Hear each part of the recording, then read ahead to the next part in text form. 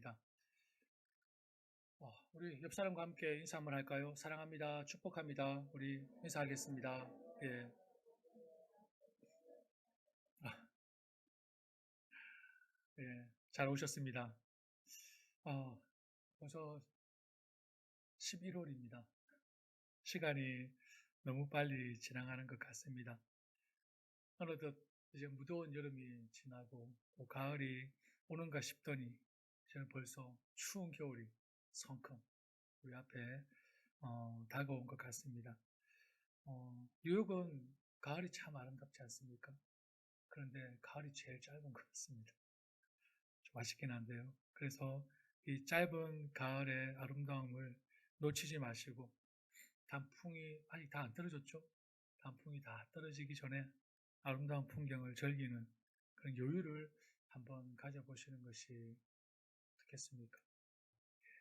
하나님의 자연을 우리가 바라볼 수 있는 여유, 그래서 하나님의 섭리와 또 하나님의 놀라운 그런 만지심을 또 우리가 느낄 수 있으면 좋겠습니다. 그리고 날씨가 이제 많이 추워졌습니다. 특히 우리 어르신들 추위에 몸 상하지 않도록 따뜻하게 입고 다니시기 바랍니다. 그리고 우리 젊은 성도님들은 우리 어르신들이 따뜻하게 지내도록 볼 때마다 알죠? 꼭 안아주세요. 따뜻하게 지낼 수 있도록 꼭 안고 인사했으면 참 좋겠습니다. 예. 자, 우리 오늘 느헤미야를 통해서 우리를 향한 하나님의 비전이 무엇인지, 그리고 그 비전을 위해 우리는 어떻게 해야 하는지 구체적으로 좀 살펴보기를 원합니다. 왜 느헤미야인가? 이렇게 질문을 던질 수 있을 것입니다. 성경에 등장하는 하나님의 사람들은 다 거룩한 비전을 품고 그 비전을 위해 고군분투했던 자들입니다. 그러나 특히 느헤미야는 어떤 인물보다도 비전을 품었던 지도자였습니다. 그리고 그 비전을 이루기 위해 철저히 준비했던 인물이기도 합니다. 그래서 느헤미야를 통해 우리 교회를 향한 하나님의 비전을 함께 품고 그 비전을 위해 우리도 철저하게 준비해서 하나님이 기뻐하시는 그런 교회를 세워가고자 하는 간절한 마음으로 이 본문을 함께 나누기를 원합니다. 비전하면 여러분 생각나는 말씀이 있으시죠? 어떤 말씀입니까? 비전. 잠언서 29장 18절 말씀. 다 아시는 말씀이죠? 어떤 말씀입니까? 묵시가 없으면 백성이 방자히 행하거니. 그리고 율법을 지키는 자는 뭐가 있다고 했죠? 복이 있느니라 말씀하셨습니다. 여러분 여기에 묵시라는 단어는 어떤 단어로 바꿀 수 있을까요? 묵시, 계시라는 단어입니다. 그리고 이것을 조금 더 풀어보면 비전, 꿈으로 해석하기도 합니다. 즉 꿈이 없으면, 비전이 없으면 제멋대로 방자하게 살아간다라는 말씀입니다. 어떤 사람은 이 말씀을 이렇게 해석하기도 합니다. 나의 꿈을 위한, 나의 야망을 위한 목표가 없으면, 목적이 없으면 어리석고 제멋대로 산다 라고 해석하는 사람이 있습니다. 그런데 여러분, 잠언의 말씀은 그런 뜻이 아닙니다. 잠언은 그런 말씀이 아닙니다. 묵시는 제가 계시라고 말씀을 드렸습니다. 계시가 뭡니까? 하나님의 말씀입니다. 하나님의 말씀. 즉 하나님의 말씀을 지키는 것, 하나님의 말씀을 내 마음에 품는 것, 하나님 앞에서 살아가는 것, 하나님의 비전, 하나님의 꿈을 품는 것, 이러한 사람은 제멋대로 살지 않는다라는 말씀입니다. 내 목적을 설정하고 내 목표를 세워야 방자히 행하지 않는다는 말씀이 아니라 하나님의 말씀을 지키는 것이 바로 묵시, 계시라는 것입니다. 오늘 설교 제목이 하나님의 비전을 품으라 라고 되어 있습니다. 하나님의 비전을 품으려면 분명히 알아야 될 것은 내 야망과 내 목적과 목표와는 구별할 줄 알아야 할 것입니다. 왜냐하면 나의 야망을 위해, 내 목적을 위해 열심히 달리는 사람이 하나님의 비전을 품고 또한 그것을 이루기 위해 살아가는 것, 쉬운 일일까요? 결코 쉽지 않기 때문입니다. 내 야망을 위해 내 목적을 열심히 뛰어가고 있는데 하나님의 비전을 품고 하나님의 비전을 위해 살아간다는 것 쉬울까요? 쉽지 않습니다. 하나님의 비전, 하나님께서 우리를 향해 주신 계획은 우리가 어떤 목표를 정해놓고 달성하고 성취하는 것과는 별개의 문제예요. 예를 들어서 우리 교회가 1000명 성도 슬로건을 붙였습니다. 2000 선교지 섬김, 100명의 선교사 파송, 뉴욕에서 제일 큰 교회. 멋진 꿈이긴 하죠. 그죠? 이렇게 뭔가 정해놓고 이것이 비전이냐 착각하고 목숨 바쳐 충성하리라 새벽을 깨우고 철야하는 것이 여러분 하나님의 비전을 품는 것이라고 말할 수 있겠습니까? 아마 속으로 반문을 제기하신 분들도 있을 거라고 생각합니다. 물론 너무 좋은 목표입니다. 저도 기회가 되고 여건이 된다면 이런 목표를 정해놓고 이루고 싶은 마음이 있습니다. 우리 교회가 여건이 된다면 많은 선교지를 섬기고 선교사들을 파송하고 그리고 교회를 세워서 많은 사람들이 예배할 수 있다면 저도 좋습니다. 좋은 목표라고 생각합니다. 그런데 한국 교회를 한번 보십시오. 아니 멀리 가지 마시고 미국 교회, 유럽 교회를 한번 보십시오. 이러한 모토로, 이러한 슬로건으로 얼마나 열심히 한국 교회는 달려왔습니다.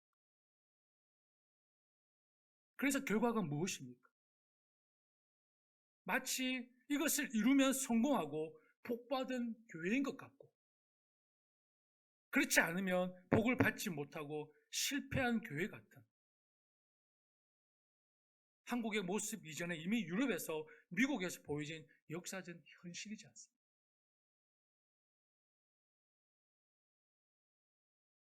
보여지는 것에 성공이냐 실패이냐 평가받는 그런 세속적인 모습으로 교회가 전락해버리고 말았다는 것입니다. 그러면서 더 큰 문제가 무엇입니까? 겉만 화려하고 속은 텅 빈 껍데기만 남은 아무런 영향력도 없고 맛도 없고 빛도 없는 그런 교회로 지금 곳곳에 우후죽순같이 세워져 있습니다. 여러분 유럽에 가보십시오. 버려진 교회들이 엄청나게 많습니다. 그러나 건물은 너무나 멋진 앤티카. 미국도 한번 보십시오.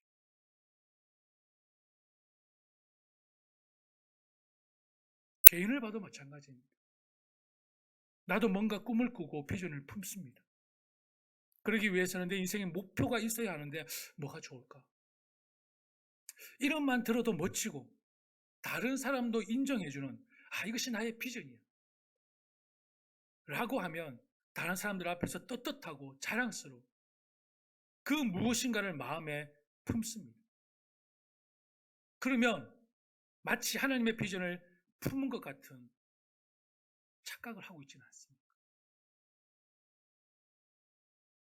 다시 한번 말씀드리지만 하나님의 비전과 계획은 나의 꿈과 야망을 위한 목표나 목적이 아닙니다. 결코 아닙니다. 하나님의 비전은 하나님의 말씀을 따르는 것입니다. 하나님의 말씀을 내 안에 품는 것입니다. 하나님의 말씀을 세우기 위해 내 마음을 쏟고 내 시간을 쏟고 내 물질을 쏟고 내 모든 것을 하나님께 맞추는 것. 이것이 바로 하나님의 비전을 품은 자라고 말씀드리고 싶습니다. 내 꿈이 아닙니다. 내 야망이 아닙니다. 여러분, 예수님을 만나기 전과 예수님을 만나고 난 후에 여러분의 꿈이 무엇이었습니까? 전과 후가 같습니까? 아니면 다릅니까? 같습니까? 다릅니까? 모르겠습니까?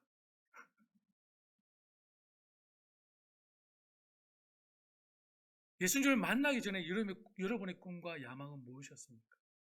반대로 예수님을 만나고 난 후 여러분들에게 주신 하나님의 비전과 계획은 무엇이었습니까?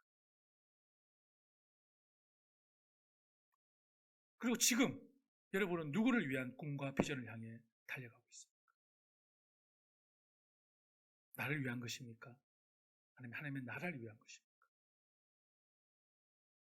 그리고 그 비전과 꿈을 위해 무엇을 어떻게 준비하고 실행하고 있습니까? 여기까지 나아가야죠. 품었으면 준비하고 실행해야 되지 않습니까? 어떻게 준비하고 실행하고 있습니까? 지금은 하나님의 말씀을 듣는 시간이라 함께 공유하지 못하지만 소그룹이나 구역 모임을 통해서 함께 나누는 시간을 가진다면 아마 정말 유익한 시간이 될 것 같습니다. 꼭 그런 모임을 만들겠습니다. 활성화시키겠습니다. 제 목표 계획 중에 하나입니다. 이를 위해 함께 꼭 기도해 주시면 감사하겠습니다. 하나님이 주시는 계획과 비전, 모든 성도 한 사람 한 사람 그리고 우리 교회 공동체에게 분명히 주셨습니다. 하나님의 비전. 저는 분명히 믿습니다. 여러분도 함께 믿으시길 바랍니다.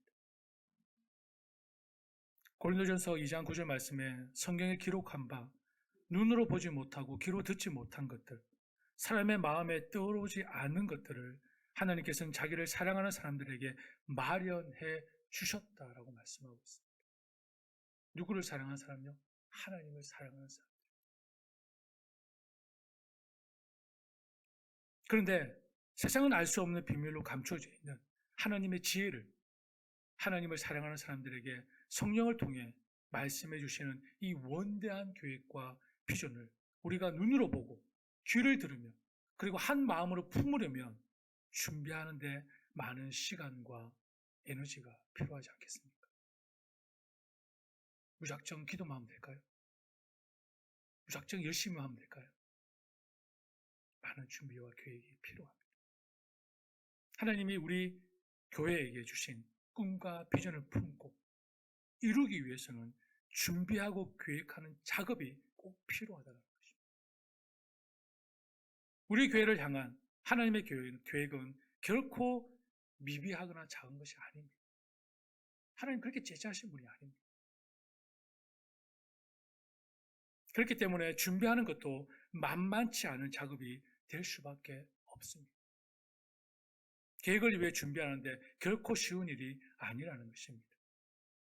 하나님이 우리 교회에게 주신 그 비전을 위해서 얼마나 많은 준비와 계획, 시행착오, 그리고 열정이 필요하겠습니까? 한 학생이 좋은 대학에 들어가기 위해서는 학창 시절에 얼마나 잘 준비하고 열심히 공부했는가에 따라 승패가 결정이 납니다. 특히 부모님들은 너무나도 잘 알고 있는 오늘날의 현실이지 않습니까? 그런데 오늘날 학생들을 볼 때 저는 개인적으로 안타까운 것이 있습니다. 무조건 열심히 합니다.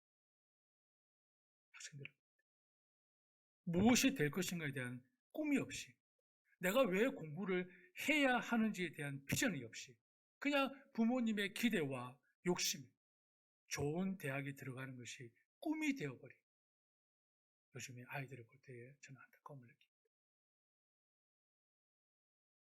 마찬가지로 오늘날 교회도 마찬가지.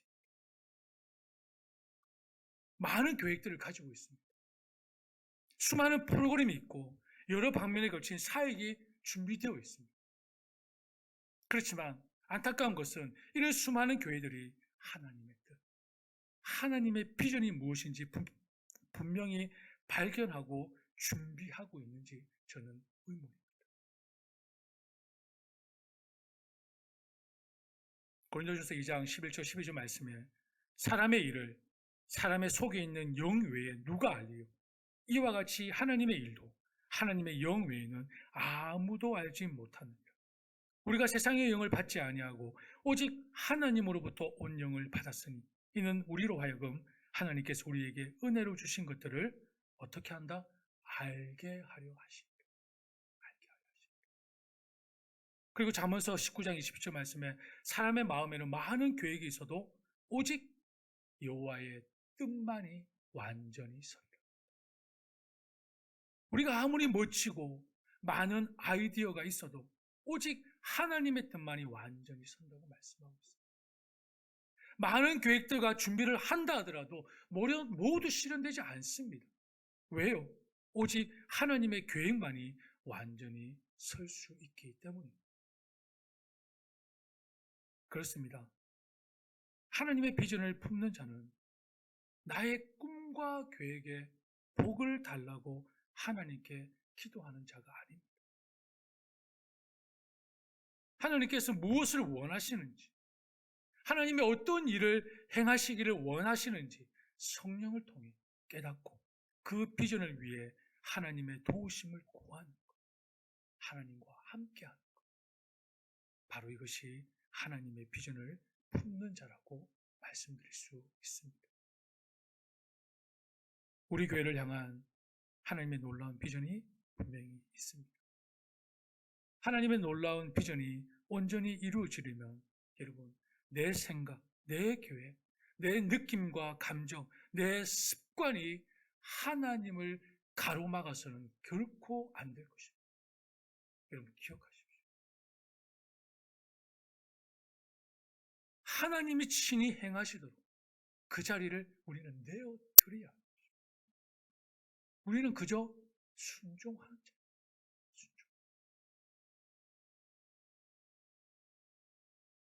그저 우리는 하나님의 놀라운 계획 가운데, 비전 가운데 함께 하는 것. 그것이 하나님의 비전을 품는 자예요. 여러분 저 알고 있습니다. 여러분 얼마나 똑똑한 분들인지, 얼마나 대단한 분이신지 잘 알고 있습니다.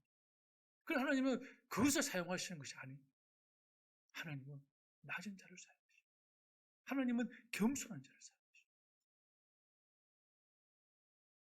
하나님은 정말 비천하고 보잘것없는 자를 세우셔서 그를 통해 하나님의 나라를 세워가십니다. 성경을 보십시오. 하나님께서 어떻게 일을 행하시는지. 사도 바울 당대 가장 똑똑한 자였습니다. 하나님 어떻게 하셨습니까? 철저히 무너뜨리셨습니다. 모든 것을 배설물로 여기도록 하셨습니다. 그리고 무엇만 자랑했습니까? 예수 그리스도의 십자가만 자랑했습니다. 누가요? 사도 바울.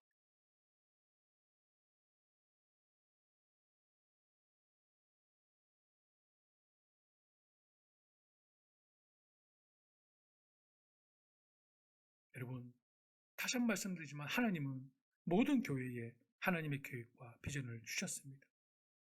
그런데 많은 교회들이 그런 것이 있다는 것조차 모를 뿐만 아니라 알아도 그것을 찾으려 하지 않는다는 것입니다. 얼마나 심각한 상황입니까? 만일 교회가 이렇다면 세상 조직과 다를 바가 뭐가 있습니까? 세상 속에서 살아남기 위해서는 피나는 노력과 연구와 땀이 필요합니다. 하나님의 꿈과 비전을 품고 그 가운데 우리가 함께하기 위해서는 그만한 노력과 계획이 따르는 것은 당연한 것 아니겠습니까? 여러분, 세상의 기준으로 평가한다면 지금 이 시대의 교회는 한참 뒤떨어진 낙어자의 모습과 같습니다. 그죠? 세상의 기준으로 평가합니다. 그러나 우리는 세상과 구별되어진 하나님의 자녀들이며 하나님의 공동체이지 않습니까?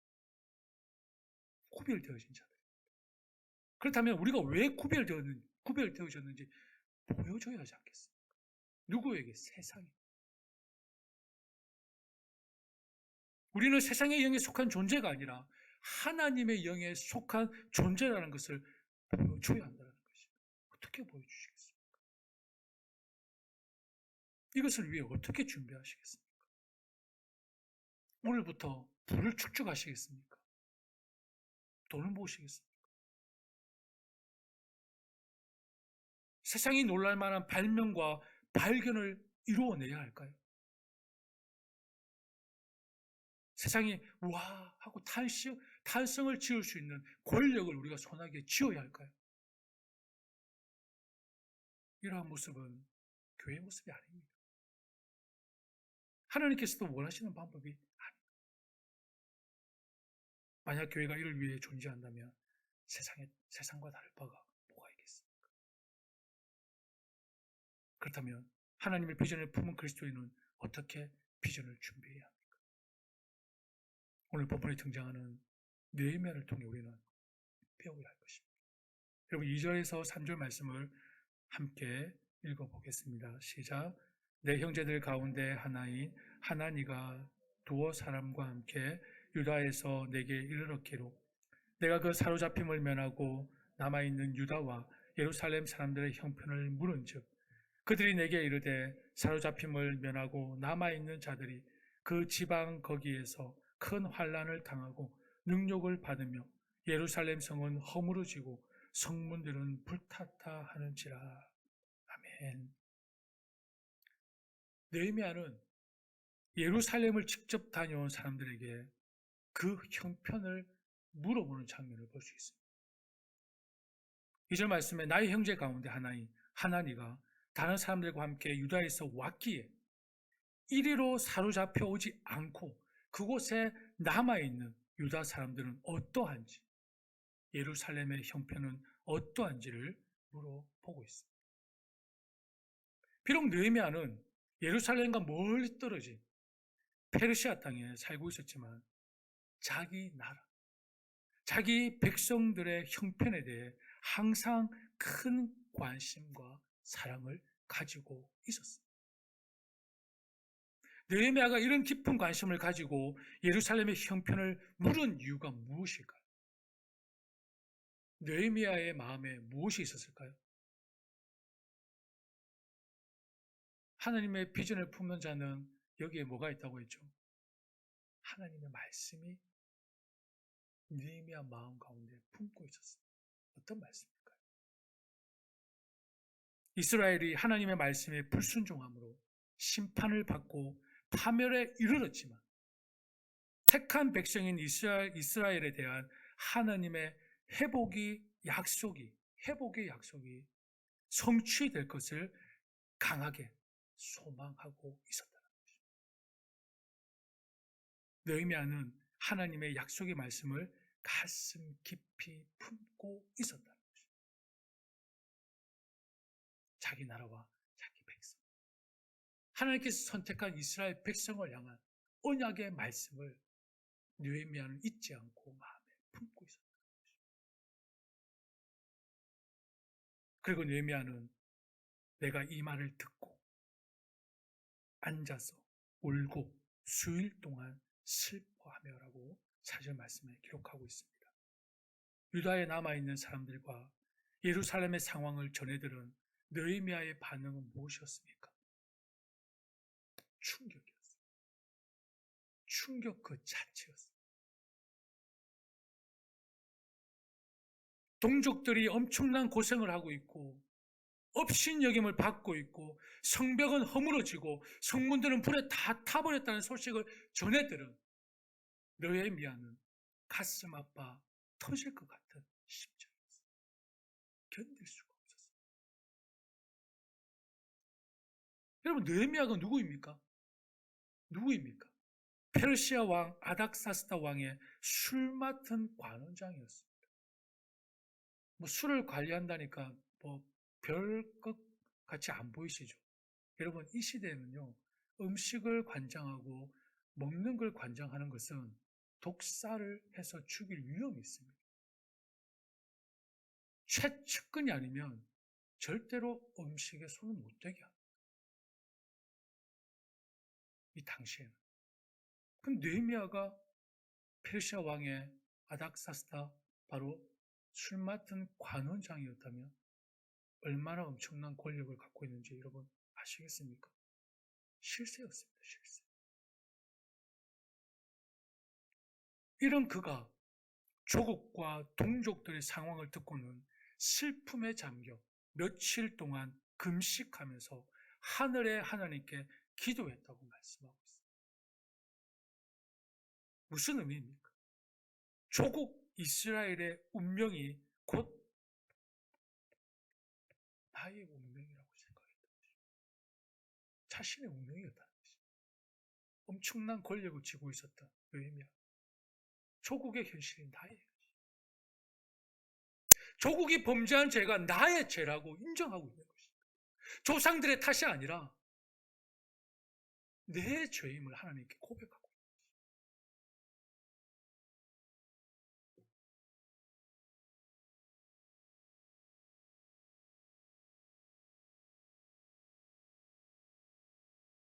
자신의 책임이며 자신의 죄임을 인정하며 하나님께 고백하고 있는 느헤미야의 모습. 이렇게 느헤미야는 예루살렘의 회복을 비전으로 삼고 하늘의 하나님께 금식하며 기도를 드리고 있는 것입니다. 자기 자신의 명예나 권력, 안락한 삶이 아니라 예루살렘의 회복을 비전으로 삼고 있습니다. 여러분, 느헤미야의 영적 스케일이 얼마나 큰지 느껴지십니까? 부러울 것 없는 인생을 살고 있는 엄청난 권력과 부와 명예를 한 손에 쥐고 있는 당대 한 사람이었습니다. 그런데 그가 이것을 위한 것이 아니라 수일 동안 울며 기도하며 금식하며 비전으로 삼은 것은 다 무너져버려 파멸에 이른 자기 조국, 동족, 이스라엘을 재건하는 것을 비전으로 삼고 그것을 위해 금식한 느헤미야의 모습을 볼 때에 여러분, 느헤미야의 영적인 스케일이 얼마나 클까요? 11절 말씀에 보면 제가 세 번역으로 읽어드릴게요. 주님, 종의 간구를 들어주십시오. 주님의 이름을 진심으로 두려워하는 주님의 종들의 간구에 귀를 기울여 주십시오. 이제 주님의 종이 하는 모든 일을 형통하게 하여 주시고 왕에게 자비를 있게 하여 주십시오. 그 모든 일이 뭘까요? 예루살렘을 재건하는 일, 하나님의 백성을 다시 세우는 일. 사랑하는 여러분, 하나님의 비전, 마음의 고통과 무거운 짐이 없이 시작될 수 있을까요? 현재 상황에 대한 거룩한 불만을 가졌던 느헤미야와 같이 지금 처한 현실을 바라보며 마음의 고통을 안고 거룩한 불만을 품을 때 하나님의 비전을 우리는 발견할 수 있지 않겠습니까? 예수님은 이스라엘의 잃어버린 양들로 인해 눈물을 흘리셨습니다. 모세는 몸을 던져 이스라엘 백성을 하나님의 진노에서 구해냈습니다. 예레미야는 이스라엘이라는 짐을 지고 애통하며 눈물을 흘렸습니다. 현재 상황에 만족하는 사람은 하나님의 비전을 발견할 수 있을까요? 여러분, 현재의 상황에 평온함을 느끼십니까? 그렇다면 하나님이 주시는 비전을 찾기가 어려울 것입니다. 우리가 지금의 상황에 만족해야 한다면 하나님은 아무런 말씀도 우리에게 하시지 않을 것입니다.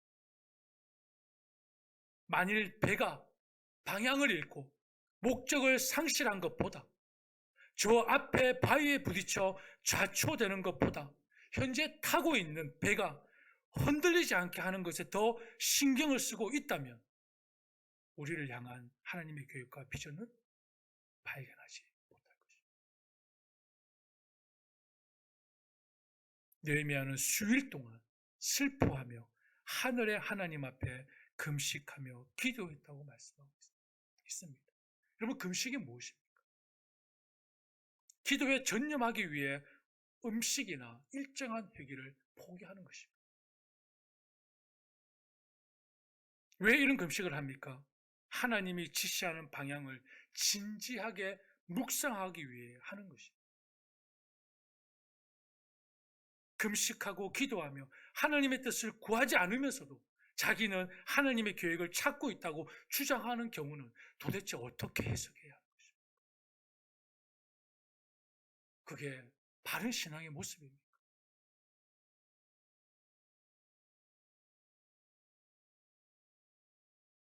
많은 그리스도인들이 하나님의 교회 안에서 어떤 일을 행하시기를 원하시는지 찾기보다는 다른 교회에서는 어떤 프로그램이 효과를 보고 있는지를 알아보는 데에만 더 많은 시간을 들이고 있다는 것은 저는 비극이라고 생각합니다.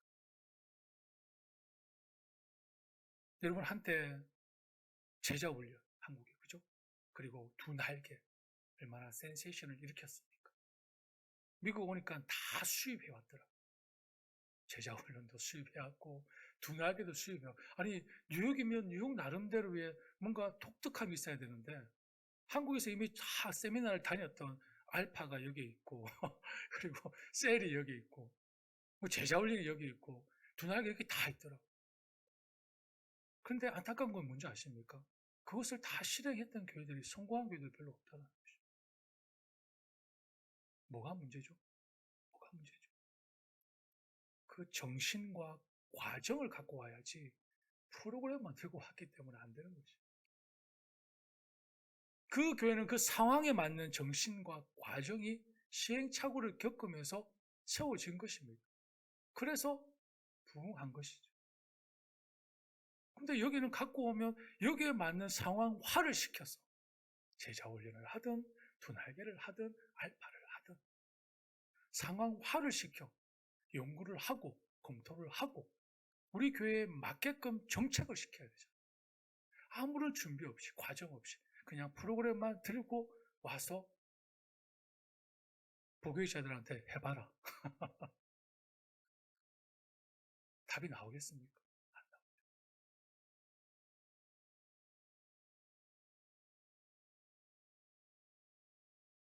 하나님의 계획은 그냥 찾는다고 발견되는 것이 아닙니다. 하나님의 계획은 하나님을 찾을 때 발견할 수 있는 것입니다. 하늘의 하나님 앞에서 슬퍼하며 금식하며 기도할 때 그 비전을 우리는 발견할 수 있다는 것입니다. 오늘날 많은 그리스도인들이 잃어버리고 있는 것이 있습니다. 그게 무엇입니까? 기도입니다. 기도. 여러분 공감하시죠? 기도. 하나님의 뜻을 구하려고 하지 않는다는 것입니다. 기도가 없다는 것은 하나님의 뜻을 구하려고 하지 않는다는 것입니다.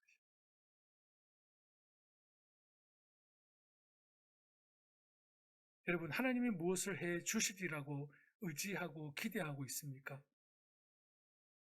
무엇을 해주기를 원하십니까? 하나님께서. 그렇다면 그 대답은 아주 쉽게 찾을 수 있습니다. 여러분이 기도하고 있는 그것이 바로 여러분이 하나님께 해주실 것을 기대하고 있는 것입니다. 여러분이 기도하고 있는 것이 하나님 들어주십시오. 응답해 주십시오. 라고 기도하고 있는 기도 제목입니다. 그죠? 그렇다면 기도하고 있지 않다는 것은 여러분이 그것을 자신의 힘으로 하나님 저 할 수 있습니다. 라고 말하는 것과 같은 것입니다. 그렇지 않습니까? 기도하지 않고 내가 뭘 하고 있다는 것은 내 힘으로 할 수 있습니다. 하나님. 하나님 쉬십시오. 다를 게 뭐가 있습니까? 하나님께서 뭔가를 응답해 주기를 원하신다는 것은 내가 기도하고 있는 것입니다. 근데 기도하고 있지 않다는 것은 뭐죠? 내 힘으로 할 수 있다는 것입니다.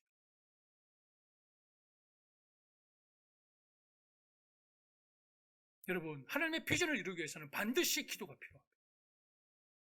반드시 필요합니다. 우리 교회를 향한 하나님의 비전을 알고 싶으면 우리는 함께 기도해야 합니다. 울어야 합니다. 필요하면 금식도 해야 합니다. 왜냐하면 하나님은 기도하는 사람에게 지금 이 상황에 대해 애통하고 눈물로 슬퍼하는 사람에게 위로를 주시고 비전을 주시기 때문입니다. 사랑하는 여러분, 말씀을 맺겠습니다. 비전은 그냥 주어지는 것이 아닙니다. 비전은 인내심을 갖고 기도하며 기다리는 사람에게 주어지는 것입니다. 기다림은 길을 엽니다 라는 제목 여러분 기억하십니까? 언젠가 제가 설교를 했던 제목입니다. 그때 언급한 것 같은데요. 저는 기다리는 것을 잘 못합니다. 은행에 갔을 때 줄이 많으면 다음에 와야지 돌아갑니다. 맛집에 갔는데 줄을 많이 서 있으면 저는 줄 없는 옆집으로 갑니다. 결코 맛에 그렇게 영향을 받지는 않습니다. 아무리 유명하고 맛있는 집이라 할지라도 기다려서 먹어본 적이 별로 없습니다. 저는. 현대를 살고 있는 사람들은 특히 기다림에 약한 것 같습니다. 음식도 문화생활도 즉석으로 인스턴트로 모든 것이 변해가고 있습니다. 그런데 한 가지 예외가 있습니다. 여러분. 한 가지 예외가 뭘까요? 내가 사랑하고 관심 있는 것에는 우리는 상상을 초월하게 인내심을 발휘합니다. 공감하십니까? 초인적인 힘이 발동이 됩니다. 내가 사랑하고 관심 있는 것에 초인적인 힘이 발동됩니다. 무슨 현상입니까? 신기하지 않습니까? 무슨 현상이죠? 내 마음에 그것을 품었다라는 것입니다. 품었다라는 것입니다. 내 마음이 사로잡혔다라는 것입니다. 내가 관심 있고 사랑한 그것은 끝까지 인내합니다. 이해가 안 될 정도로. 다른 거는 절대 인내 못하는데 이것은 끝까지 인내하는 모습을 볼 때에 그만큼 내 마음이 사로잡혔고 내 마음에 뭐죠? 바로 끌렸다는 것이겠죠. 내 마음에 품었다는 것이죠. 세상의 어떤 분야든 그리고 그 마음에 품었다 할지라도 여러분 한 번에 이룰 수 있는 것은 없습니다. 오랜 훈련과 연단과 과정을 통해 그리고 때로 시행착오를 통해서 한 걸음 한 걸음 나아갈 수 있는 것이고 성장할 수 있는 것입니다. 하나님의 비전을 품고 준비하는 때에도 여러분 기다림이 필요합니다. 기다림을 통해 연단과 마음의 고통, 거룩한 부담감이 내 안에 있어야 합니다. 사랑하는 여러분, 하나님이 우리를 향한 또한 우리 그레이스 뉴욕 교회를 향한 놀라운 비전을 주셨음을 다시 한번 믿습니다. 우리는 하나님의 비전에 집중해서 기도하며 참고 기다려야 할 것입니다. 성급한 준비는 엉성한 비전을 낳을 수밖에 없습니다. 2021년 그리고 다가오는 2022년도 저와 여러분을 향한 그리고 우리 교회를 향한 하나님의 비전을 함께 기도하면서 함께 일하면서 함께 세워나가기를 원합니다. 그 시작은 우리가 거룩한 부담을 마음에 품어야 할 것입니다. 그리고 함께 기도의 자리에 나와야 할 것입니다. 보이시죠? 너는 내게 부르시지라. 29일부터 12월 3일, 월요일부터 금요일 그렇게 길지 않습니다. 왜 한숨을 쉬십니까? 한 달도 아니고 40일도 아니고 딱 5일 하는데 딱 5일 하는데 한숨을 쉬세요? 여러분 이 5일에 우리가 정말 마음을 다해서 정말 눈물을 쏟으면서 때로는 필요하면 금식도 하면서 우리가 함께 기도했으면 좋겠습니다. 지금부터 우리가 준비해서 정말 하나님의 뜻을 우리가 저버리지 않고 하나님의 비전을 놓치지 않고 정말 말씀을 품고 하나님의 비전을 품고 정말 이 교회를 하나님이 기뻐하시는 교회로 세워갈 수 있도록 함께 우리가 소망을 품고 나아가기를 간절히